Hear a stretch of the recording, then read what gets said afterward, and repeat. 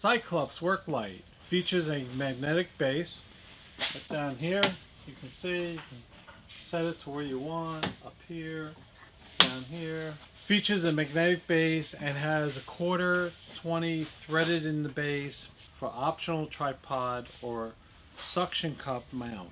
So basically, this does not have it, but these come with a threaded insert so you can screw it into a tripod.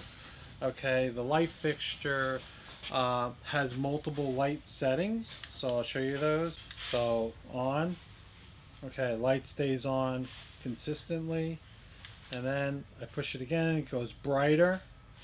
So obviously brighter, you'll have less battery time, and then off.